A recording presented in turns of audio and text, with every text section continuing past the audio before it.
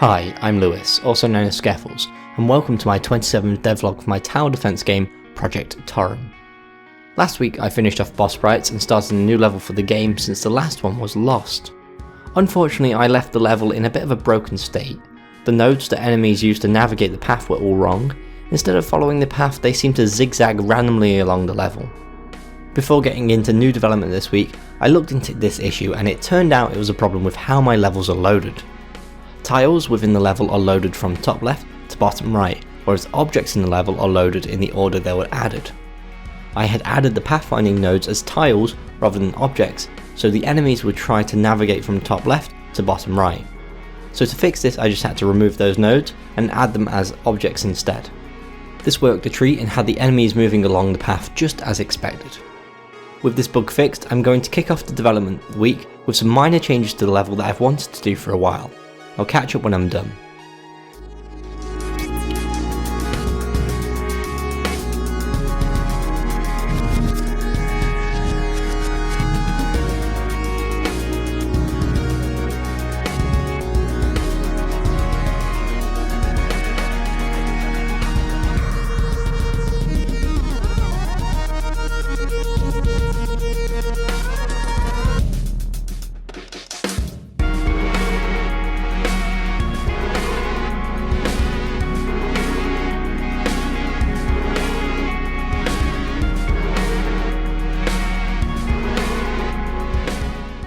I've just finished these changes and hopefully the first one you'll notice is the camera is much more zoomed in on the level.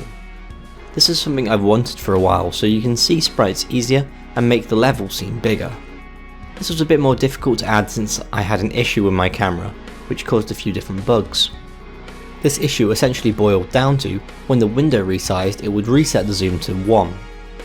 This was because it tried to set the zoom based on the window size, meaning whenever a resize happened, it would set the zoom back to 1, as opposed to keeping the current value of the zoom level.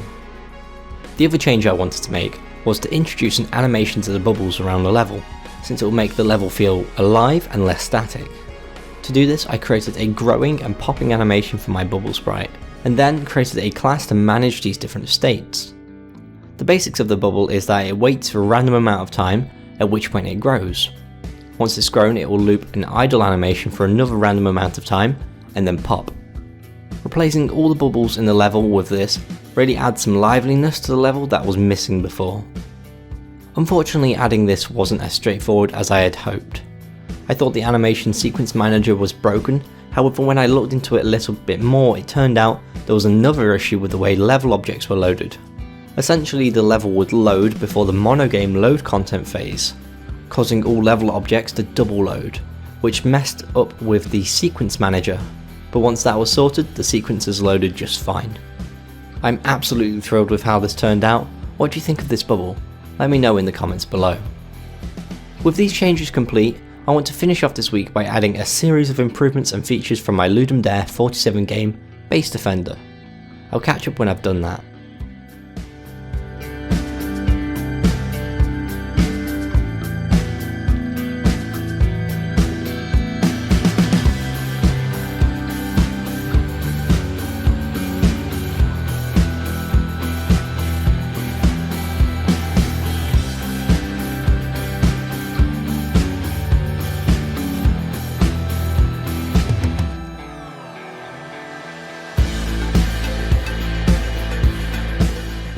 I've just finished adding the base defender changes to Project Torrim and I think they've turned out well.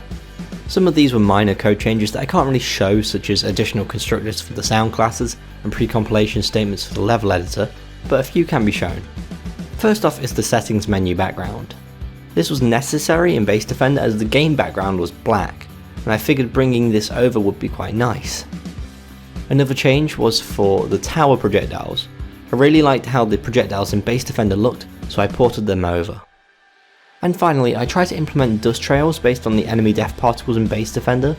These look okay, but aren't quite as good as in Base Defender, so I'm not too sure if I should keep them. What do you think of these dust particles? Do you have any ideas how they could be improved? Let me know in the comments down below.